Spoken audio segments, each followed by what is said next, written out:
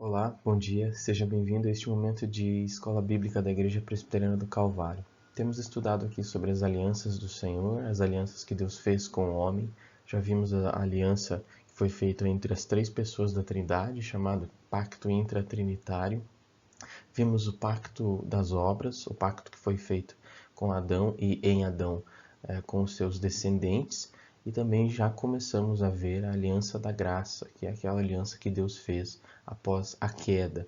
E a maneira como ele tem administrado, ou como ele administrou esse mesmo pacto, né, o pacto da graça, no Antigo Testamento. E já vimos essa administração do pacto da graça sobre a pessoa de Noé. E também hoje veremos sobre a pessoa de Abraão, o pacto chamado abraâmico, mas mais conhecido ainda como o pacto da promessa. Vamos dar início com uma palavra de oração. Vamos orar ao Senhor pedindo sua instrução e ajuda. Senhor, nós te agradecemos por este momento, nós te agradecemos por este estudo, pela oportunidade de estudar as alianças do Senhor. Pedimos a tua direção, pedimos o teu ensino, a iluminação do teu Espírito, para que nós percebamos a tua glória em todas as tuas obras, para que percebamos a redenção que o Senhor não só planejou, mas como executou e consumou em Cristo Jesus. Ajude-nos a perceber estas coisas e também diante desta verdade que nós vivamos uma vida com as aplicações que temos dessa aliança, para que vivamos uma vida conforme a tua vontade, ao teu agrado, para a tua glória, Senhor, e que nos alegremos em ti em todo o tempo. Assim nós oramos em nome de Cristo Jesus. Amém. Pois bem, irmãos, essa aliança da redenção, que é o que nós veremos hoje, coloquei aí como a revelação da aliança da graça no pacto com Abraão. Isso significa que é a mesma aliança, nós já falamos isso em outro momento, mas também temos que ele tem uma progressão de revelação, embora feito com indivíduos reafirmado, restabelecido por Deus, com indivíduos diferentes, abarcando um aspecto diferente, falando de um aspecto diferente, é o mesmo pacto que foi administrado de maneiras diferentes. Só para que a gente firme que não há vários pactos, não há vários conceitos, não há vários acordos de Deus separados, mas um só pacto que é administrado de maneira diferente. Tá? Centralizado muitas vezes em um indivíduo que funciona como um mediador, e a partir desse nós temos algum aspecto abordado.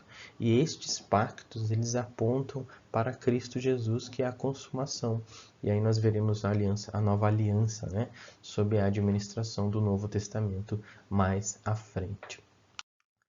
E o texto base da nossa série de estudos é este aí: eles serão o meu povo e eu serei o seu Deus. Este é o texto que eu tirei de Jeremias 32, 38, e é um texto que repetidas vezes ele aparece nas escrituras em suas variações. Então você tem inclusive Gênesis 17, que nós veremos hoje, é um texto onde essa passagem tem a sua variação também, e Êxodo, Jeremias, Ezequiel, Zacarias, Hebreus, o escritor aos Hebreus, e também o livro de Apocalipse, o último livro da Bíblia, nos fala sobre essa mesma verdade. A aliança da promessa, que é o que nós veremos hoje, vai ser vista em 6 pontos. Em primeiro, uma introdução. A gente vai falar sobre uma introdução mais histórica com relação a este pacto. E depois uma definição do pacto da promessa, a instituição deste pacto, o sinal e o selo deste pacto, e a relação circuncisão-batismo. E por fim, aplicações, tá bem? Na introdução, nós temos aquele reforço daquilo que já foi visto com relação à queda, né? Adão e Eva são aqui relembrados para que a gente perceba a conexão que existe entre esses pactos. Depois da queda, Adão e Eva receberam a promessa de maneira condensada, na qual um descendente vitorioso era prometido. A gente precisa ter isso em mente. A descendência, o descendente, a promessa de Deus. Não é uma promessa ainda bem condensada mesmo, uma promessa bem primária, mas que seria desenvolvida, como nós já vimos inclusive no pacto feito com Noé. Em Noé, então, nós vimos que as bênçãos e as promessas gerais e temporais, elas são gerais, são mais abrangentes, e também condizentes ao tempo, condizentes ao contexto de vida. Essas bênçãos, elas providenciaram a preservação da criação com vistas à formação de um povo. O objetivo era formar um povo, para que você formasse esse povo por meio do qual a descendência desse descendente vitorioso viria a ser estabelecida. Você precisaria preservar a criação, preservar as coisas criadas. E então, estas bênçãos e promessas de Deus são garantidas, e Deus promete não mais destruir a terra com um dilúvio. Sinal desse pacto, ou sacramento desse pacto, é o arco-íris. Depois de um certo desenvolvimento histórico, Deus chama então Abraão, ele dá ordens e promessas. Então, depois de um tempo, desde Noé, você tem a chamada de Abrão ainda, né? E Deus dá ordens a ele, dizendo para que ele saia da sua terra, do meio da sua parentela, e vá para uma terra que seria mostrado pelo Senhor. E ali Deus também dá promessas, tá? Isso é Gênesis capítulo 12. A ordem que Deus deu para Abrão era sair da terra de seus parentes e peregrinar à terra que Deus mostraria. Então Deus mostraria essa terra, mas ele já deveria sair do meio dos seus parentes, do meio da sua parentela, para peregrinar para este lugar prometido pelo Senhor. E a promessa, ela diz respeito a 4 coisas: fazer de Abraão uma grande nação, em segundo lugar, abençoá-lo e engrandecer o seu nome, em terceiro lugar, abençoar todas as famílias da terra a partir de Abraão. Essa é uma bênção muito importante para você destacar e lembrar. E em quarto lugar, dar a terra a qual Abraão iria à descendência deste, ou seja, existia a promessa de uma terra, um território mesmo, um território geográfico que seria prometido e foi prometido à descendência de Abraão. Isso também envolvia as promessas. Veja que esse é o pacto chamado Pacto da Promessa, a Aliança da Promessa.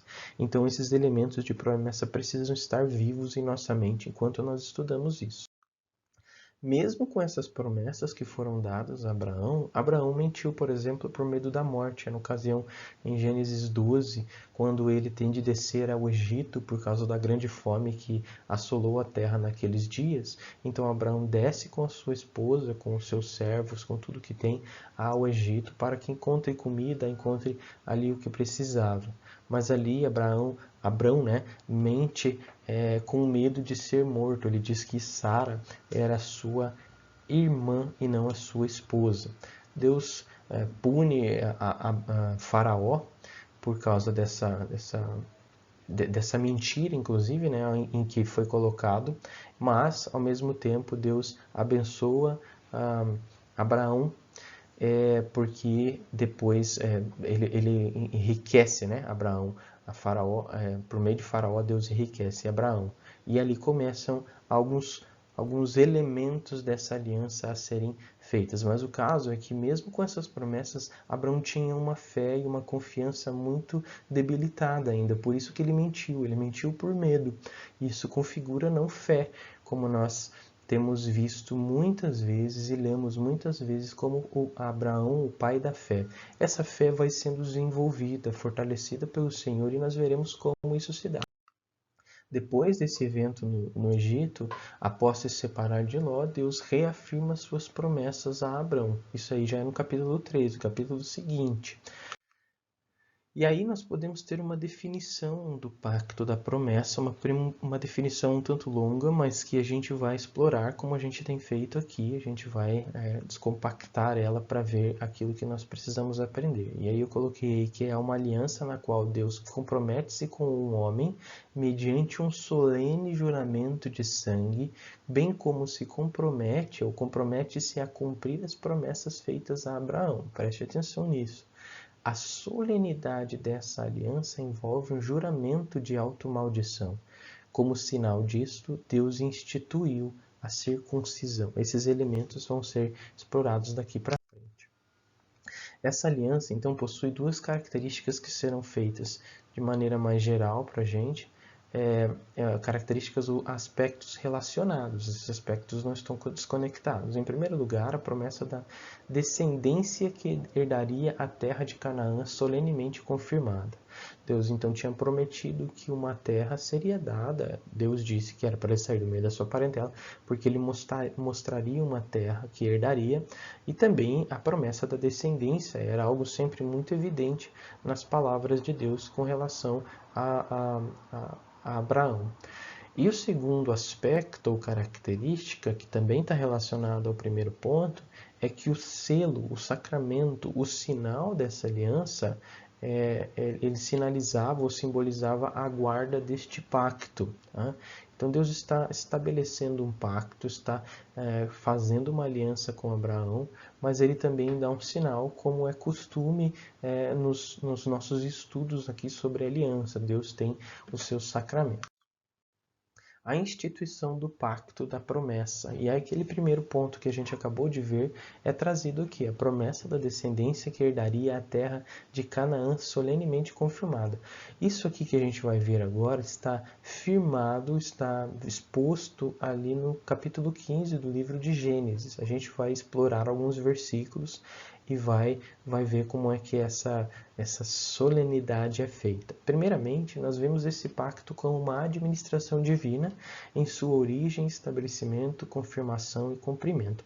A gente sempre gosta de destacar isso aqui. Esses pactos não são feitos por iniciativa, por planejamento humano. Não é uma ideia que Abraão teve. Deus, vamos fazer um pacto, então, para que aí o Senhor confirma para mim que vai dar a aliança, vai dar a terra e a descendência. Deus é quem decide fazer essas coisas. E principalmente nesse pacto que nós veremos do capítulo 15, fica muito evidente o aspecto soberano, ou seja, Deus é quem está se amarrando e se comprometendo com o homem em uma aliança. E uma aliança na qual Deus mostra a sua fidelidade, mostra que é confiável por causa da sua palavra e por causa dos seus selos e estabelecimentos bem evidentes para nós. Abraão quer saber se terá descendência ou se sua herança passará a seu servo Eliezer. Como nós vemos ali no capítulo 15, do versículo 2. Abraão, depois que guerreia e resgata, né, o seu sobrinho Ló, que tinha sido sequestrado por alguns homens, ele então vai até lá, resgata o seu sobrinho Ló, e então depois disso você tem aquele evento com Melquisedeque, o encontro com Melquisedeque, onde você tem a descrição de que Melquisedeque era um sacerdote do Deus Altíssimo, leva pão e vinho e ali abençoa Abraão. Abraão dá o dízimo para Melquisedeque. E aí, outro momento, nós temos o rei de Sodoma oferecendo um pagamento, um dízimo, algum tipo de recompensa para Abraão por causa do seu resgate de Ló, e Abraão diz que não, ele não quer nenhuma correia de sandália para que ninguém possa dizer que enriqueceu Abraão. Isso é importante porque Abraão estava demonstrando agora uma confiança na promessa de Deus. Ele não seria enriquecido por riquezas humanas, mas Deus o faria ser próspero, engrandecido seu nome. Então Abraão já demonstra ali uma fé amadurecida, né? Um pouco mais amadurecida com relação àquilo que a gente viu anteriormente. Mas aí então nós temos o capítulo 15. Eu falei desses elementos contextuais, mas o capítulo 15 nos mostra que Abraão está ainda preocupado com essa questão da descendência e também da herança da terra, porque ele quer saber da parte de Deus como é que ele herdará essa terra e como que ele terá uma descendência. Ao que o Senhor responde que Eliezer não será herdeiro de Abraão, mas que um filho seria gerado de Abraão e de sua esposa.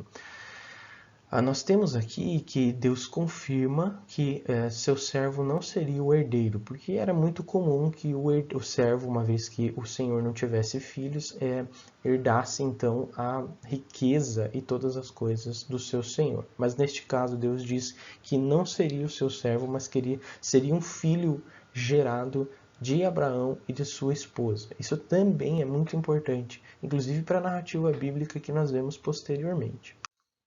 Além disso, Deus diz que a posteridade de Abraão seria numerosa, isso é versículo 5 do capítulo 15.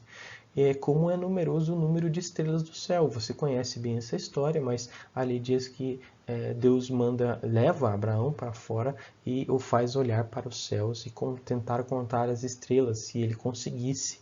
E ele diz que a sua descendência seria tão numerosa quanto o número de estrelas que há no céu, incontável, né? Como a areia da praia, a areia do mar não pode ser contada. Também a sua posteridade seria numerosa. Isso é importante porque estas coisas que Deus fala respondem à pergunta, aquilo que ainda não estava respondido a Abraão, e Deus então confirma estas coisas. Ele afirma que haverá uma descendência, que ela não será qualquer descendência, mas será bem numerosa, tal como é numeroso o número das estrelas do céu, e que isso começaria por meio de um descendente que não seria Eliezer.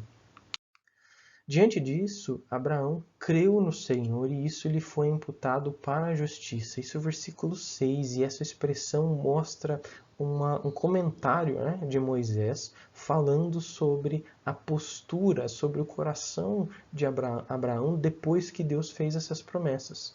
É uma passagem importante, que é resgatada inclusive e explorada por Paulo quando escreve aos Romanos, lá no capítulo 4. Abraão creu no Senhor e isso foi imputado para a justiça. Isso é uma doutrina importante, a doutrina da justificação pela fé somente, como nós temos explorada em outros momentos na Escritura. Porém, ainda cabe a pergunta. A pergunta de Abraão, que ainda precisa ser feita e foi feita no versículo 8, é: como eu saberei? O que é que me indicará que eu vou herdar essa terra? Ele não tinha desconfiança, ele não tinha dúvidas com relação à promessa de Deus, mas ele queria uma espécie de confirmação visível, alguma coisa que indicasse para ele, que o certificasse que ele herdaria essa terra, ele pergunta. Para solenizar e certificar Abraão de sua promessa, Deus faz um juramento de automaldição. Do versículo 9 ao versículo 20, nós temos Deus, para responder à pergunta como ele saberia que herdaria a terra, Deus ordena que Abraão pegasse alguns animais e alguns deles ele tinha que partir ao meio e colocar um de frente para o outro, formando assim um corredor entre as partes partidas. Então, nós já vimos que é um sacrifício, um tipo de aliança, de juramento que envolve sangue. Agora, Deus, quando dá essa ordem a Abraão, ele não precisa explicar muito estas coisas. Ele dá a ordem e Abraão vai e executa. Isso nos mostra que Abraão já tinha um conhecimento desse tipo de pacto naqueles dias. E de fato era assim, porque naqueles dias era muito comum, e acho que a gente já falou isso sobre essas coisas lá na aula introdutória, se eu não me engano, sobre as formas que eram estabelecidos os pactos nesses dias.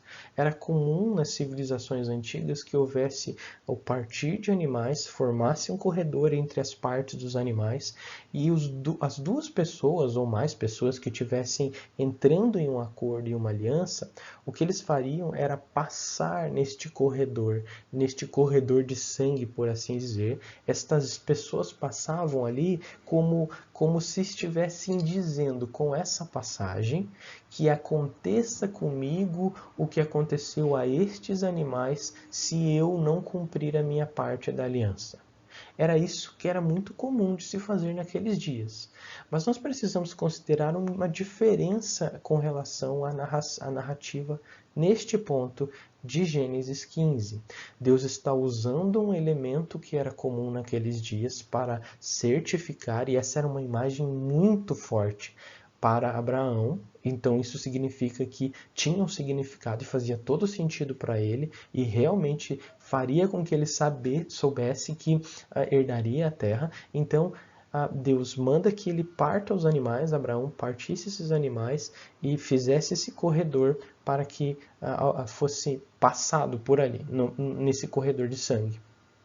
Aí você tem que Abraão fica enxotando as aves de rapina, né, que querem descer sobre as carnes para comer estas carnes, mas em certo momento Abraão cai num sono profundo e enquanto ele cai em sono profundo, nós vemos que ele vê uma labareda de fogo, uma tocha de fogo passar no meio destes animais.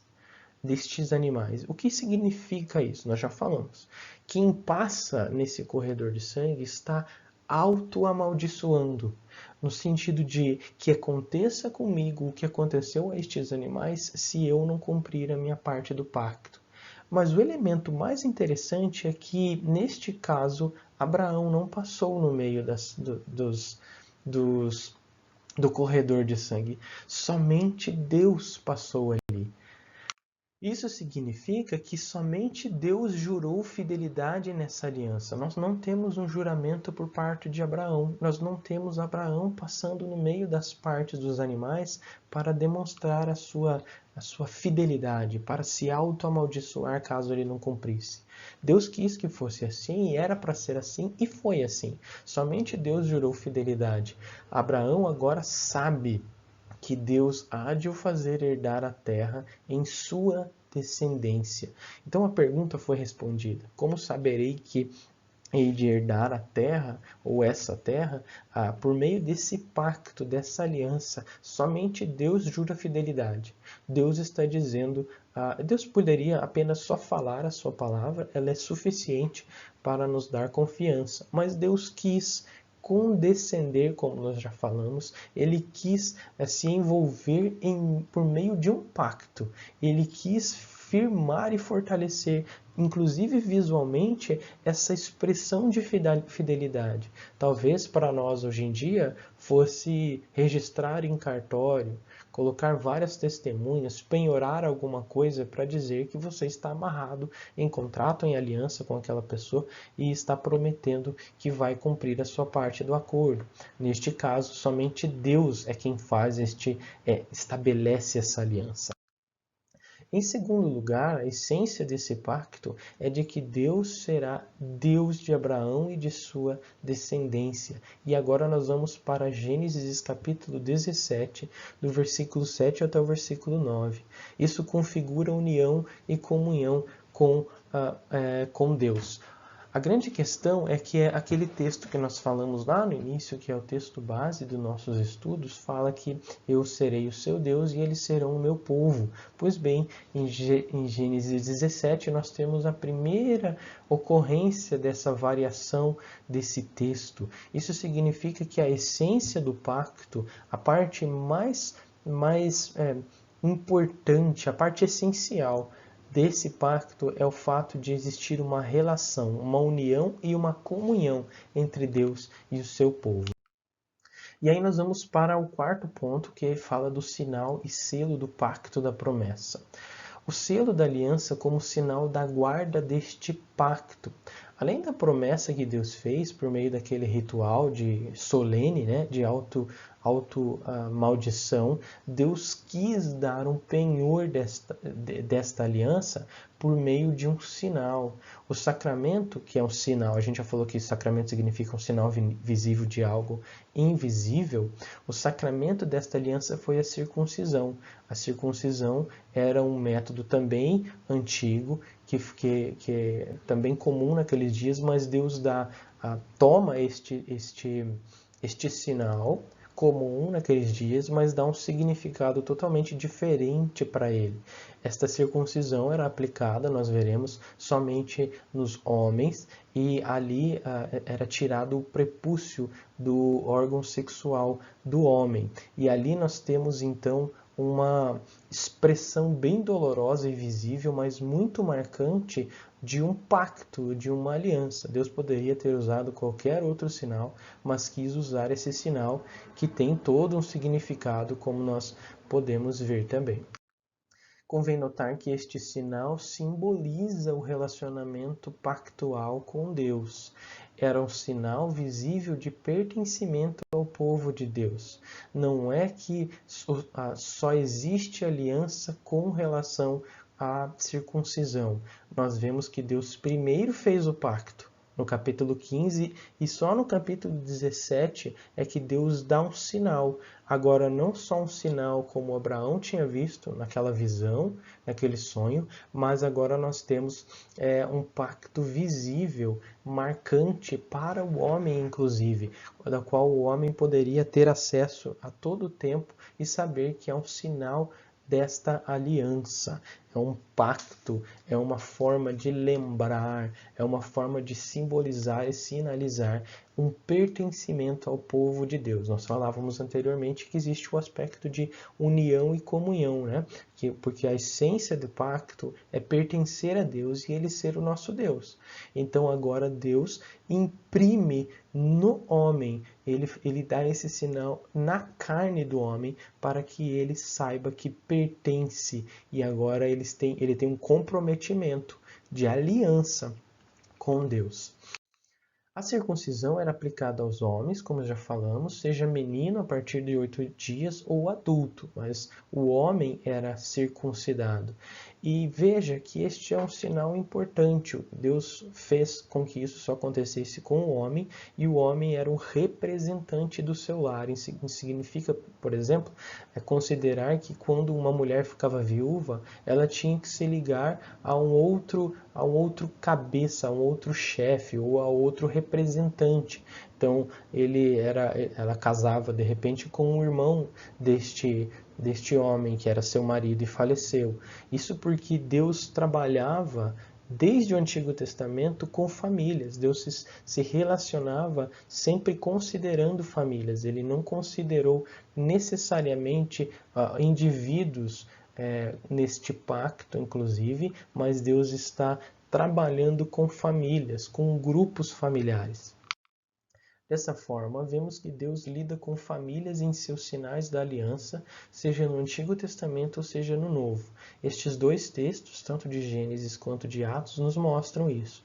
Atos é aquele discurso de Pedro depois do Pentecostes, dizendo que a promessa era dada não só àqueles que estavam ouvindo o discurso, mas aos seus filhos e para todos aqueles que Deus chamasse. Então, Deus está tratando com famílias.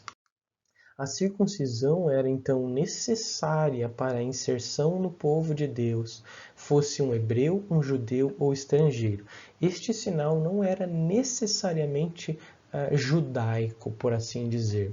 Ele foi estabelecido com certeza com o povo de Deus, mas qualquer estrangeiro, e aí você abre a possibilidade para não judeu, ou que é como a Bíblia chama de gentil, a entrar neste pacto, mas ele precisava, para entrar neste pacto, para firmar e ser inserido no povo de Deus, circuncidar-se. Precisava ser representado por meio da circuncisão, fosse hebreu, judeu ou estrangeiro, qualquer um que quisesse se relacionar pactualmente com Deus. Recusar-se, isso é importante também, recusar-se a receber o sinal da circuncisão era não pertencer ao povo de Deus, ao povo visível de Deus, e era um sinal de repúdio ao Senhor. É por isso que se você não tem o sinal da aliança, o sinal da circuncisão, isso é uma coisa grave, porque você está rejeitando o Deus que faz um pacto e sinaliza esse pacto por meio de um sacramento ou por meio deste símbolo. Então, rejeitar o símbolo é rejeitar a aliança, e quando você rejeita a aliança, você rejeita Deus. Então, era um sinal de repúdio ao Senhor, dada a importância disso. Por isso que nós vemos no versículo 14 do capítulo 17, que aqueles que não se circuncidassem seriam eliminados do meio do povo de Deus. E agora, o quinto ponto que é necessário que a gente fale aqui, a relação circuncisão-batismo. Antes, em outro momento de estudo, nós vimos que o mesmo pacto da graça é administrado de forma diferente sob o Evangelho do que era sob a lei. Sob a lei nós temos uma administração diferente, e sob o Evangelho nós temos o diferente, mas mesmo pacto. A circuncisão foi um dos modos de administrar as promessas do Antigo Testamento. Agora, sob o Evangelho, tomou o lugar da circuncisão, o sacramento do batismo. Colossenses 2, do versículo 11 ao versículo 13, são taxativos nessa relação de sinal da aliança. Esse era o sinal, a circuncisão como sinal da aliança e o batismo como sinal da nova aliança, né? Antes da antiga aliança e agora da nova aliança. Em essência, o que é significado por estes símbolos é o mesmo. Tanto circuncisão quanto batismo significam a mesma coisa: a purificação dos pecados, o perdão dos pecados, a inserção no povo de Deus, não só a inserção no povo visível, mas a união com Cristo, a regeneração, o lavar regenerador, como as Escrituras falam. Tá? Então, embora o elemento exterior tenha mudado, antes você tem o corte do prepúcio, agora você tem o lavar com água, né? O elemento da água, embora o exterior, o elemento exterior, o elemento usado tenha sido diferente, em essência o significado é o mesmo. Além de admitir à igreja aquele que é batizado, o batismo é sinal e selo do pacto da graça, que aponta para a união em Cristo, para a regeneração, para a remissão dos pecados e a consagração a Deus. Entre outras coisas que nós poderíamos elencar aqui, estas são bem importantes e são suficientes para nós vermos que o batismo é sinal do selo do pacto da graça que aponta para alguma coisa. Ele está sinalizando alguma coisa. Ele não está ali por mero ritual, como se tivesse uma força em si mesmo, um poder em si mesmo. Ele está apontando para alguma coisa. E o que nós podemos relacionar aqui é que o batismo aponta para a união em Cristo, a regeneração, a remissão dos pecados e a consagração a Deus. No entanto, deve-se perceber que o batismo, tal como a circuncisão, não tem poder em si mesmo, nós já falamos isso, mas somente pela operação do Espírito e pela bênção de Cristo. Mesmo a circuncisão, ou seja, o batismo, nós temos a operação do Espírito e a bênção de Deus, a bênção do Senhor, para que este seja, então, efetivo, que tenha um poder efetivo sobre a pessoa. Não significa que o fato de você sinalizar com a circuncisão era crente, era eleito, porque nós temos a história de Esaú, por exemplo. Ismael também foi circuncidado com 13 anos. Nós temos Esaú que foi circuncidado. Então, o símbolo não confere, não dá poder à pessoa para que ela realmente pertença ao pacto de fato. Nós já fizemos essa diferenciação em outros estudos quando falávamos dos membros do pacto. A diferença deles, você tem os membros formais e você tem os membros de fato, os membros reais. Os membros formais são aqueles que assumem aquilo que envolve o exterior. Então, naquele caso, a circuncisão e hoje em dia o batismo. Alguém que pode ser batizado, professar a sua fé, desfrutar dos privilégios da igreja, mas ainda não ser salvo. E aí você tem os membros reais, que são aqueles que são crentes de verdade, têm fé no Senhor Jesus, nasceram de novo e receberam esse sinal de maneira que o Espírito faz com que estes sinais tenham uma eficácia sobre eles. O batismo deve ser administrado aos que professarem a sua fé em Cristo e obediência a Ele. Porém, as crianças de cujos pais professarem fé em Cristo e obediência a Ele estão, quanto a isso, dentro do pacto e devem ser batizadas. Assim como um menino de 8 dias nasceu de alguém que é do povo de Deus, assim também, e ele era do pacto, por isso devia ser circuncidado. Você circuncidava porque você já considerava do pacto.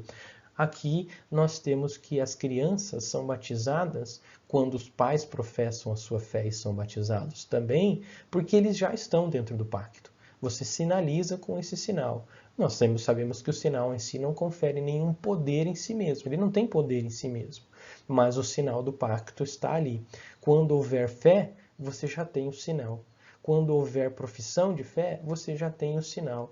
E isso não torna o sinal menos eficaz. Porque quem opera a eficácia do sinal é o Espírito e não o sinal em si. Porque alguém também pode ser eleito, ser batizado e se converter só depois. Isso significa que ele tem que se batizar de novo? Não, ele já foi batizado.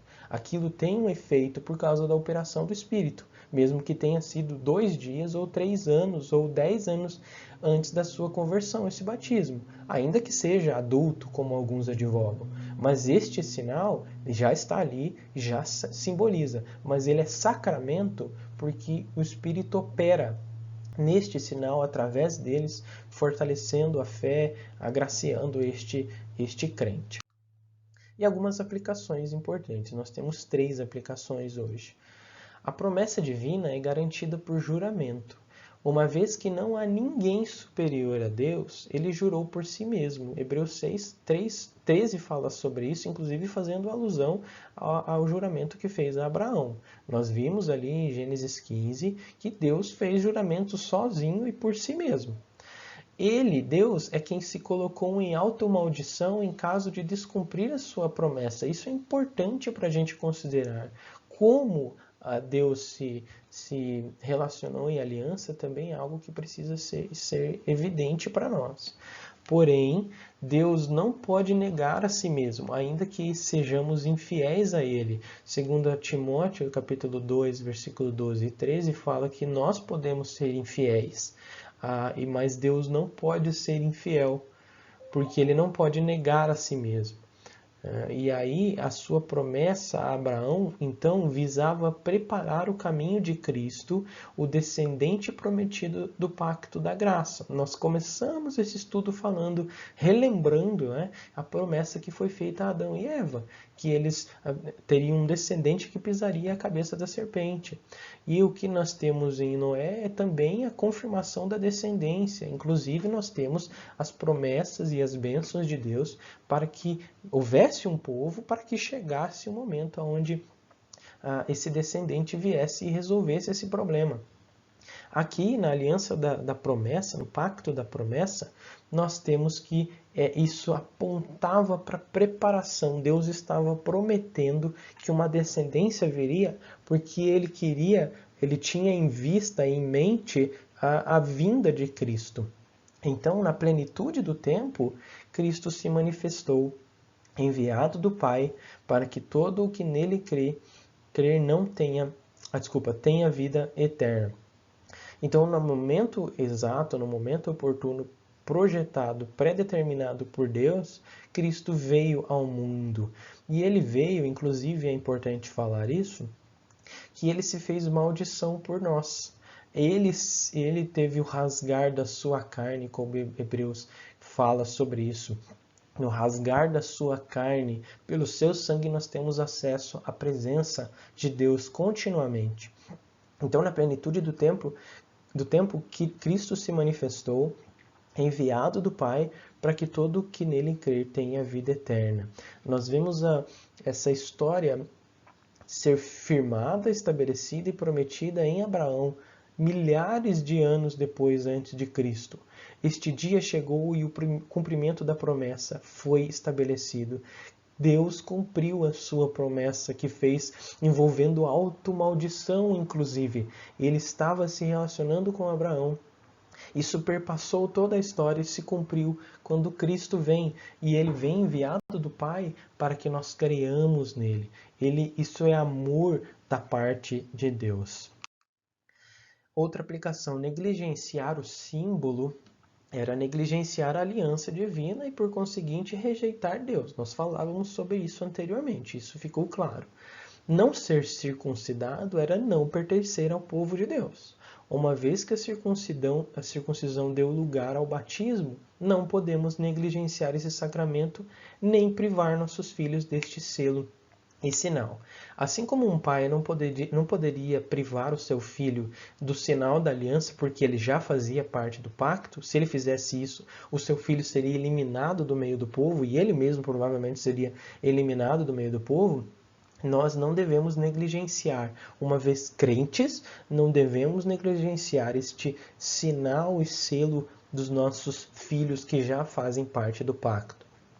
Este sinal e aliança não é dado para todo mundo, é dado para os crentes. E os crentes devem batizar os seus filhos, porque os seus filhos já fazem parte do pacto. Mas para a criança ser batizada, você tem que ter pelo menos um dos pais crentes.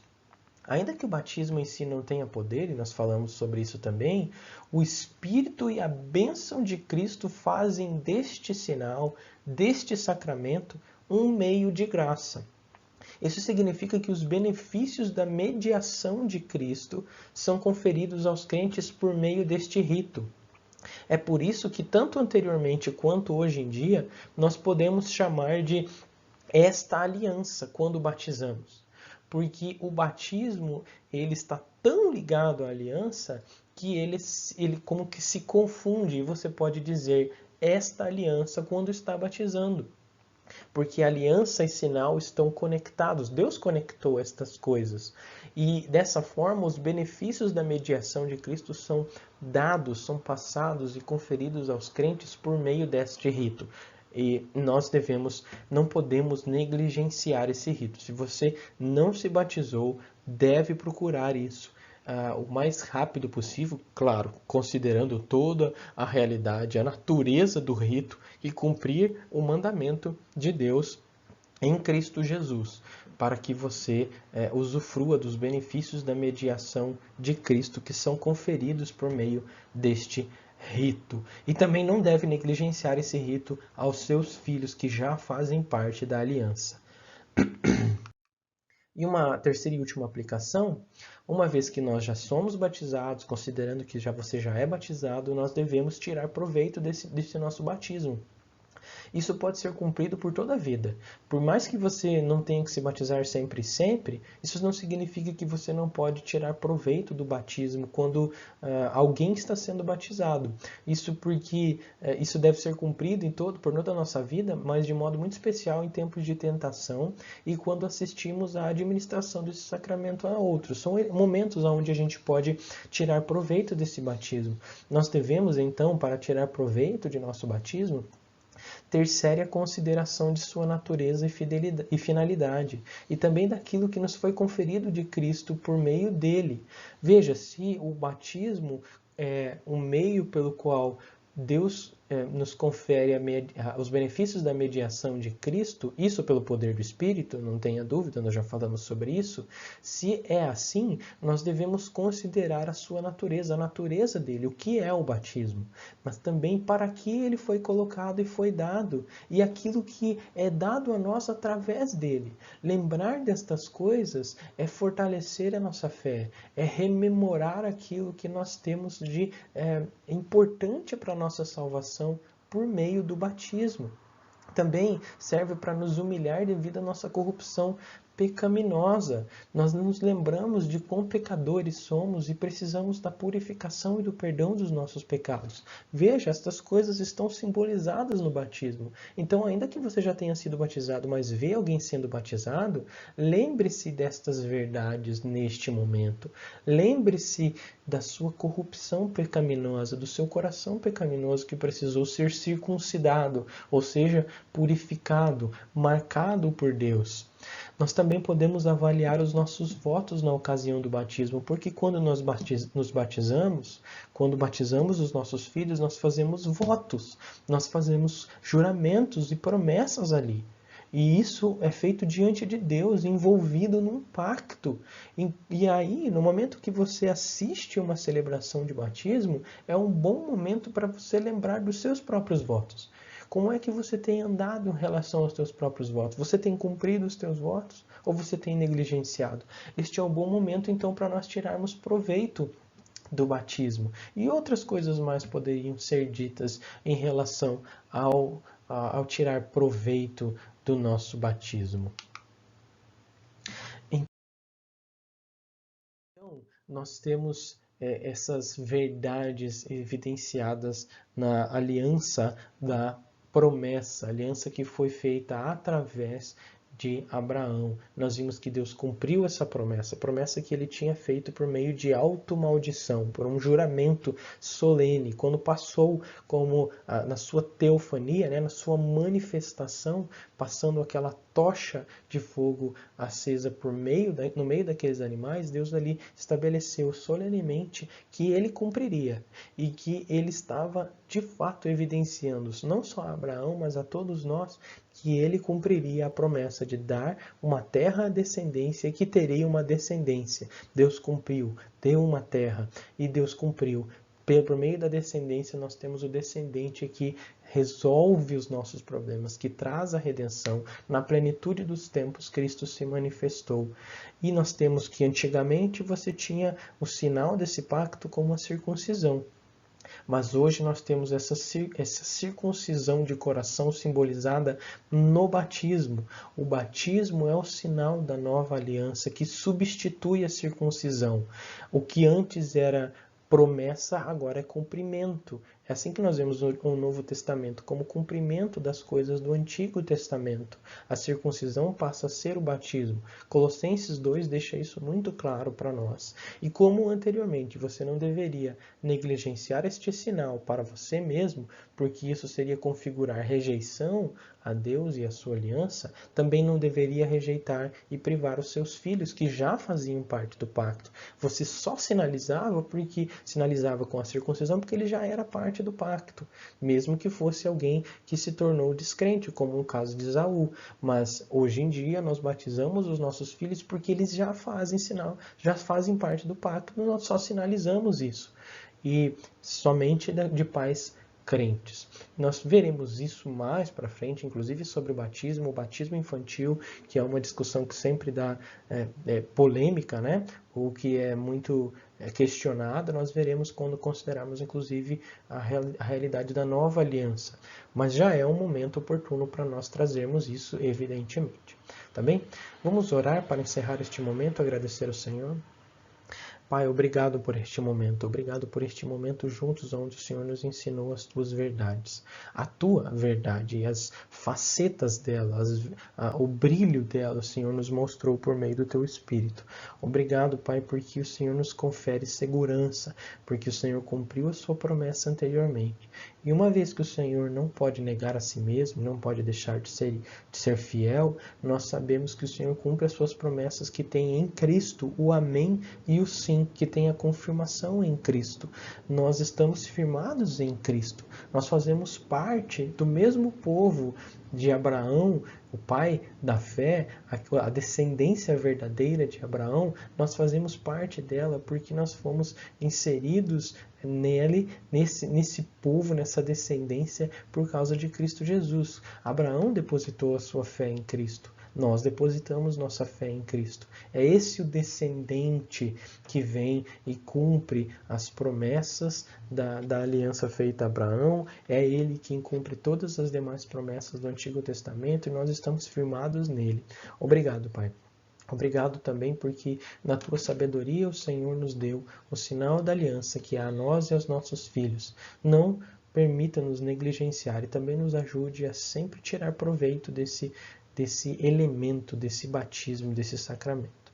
Em nome de Cristo nós oramos, te agradecemos e louvamos o teu nome. Amém. Amém, irmãos, e que Deus abençoe vocês e até a próxima semana, se Deus quiser.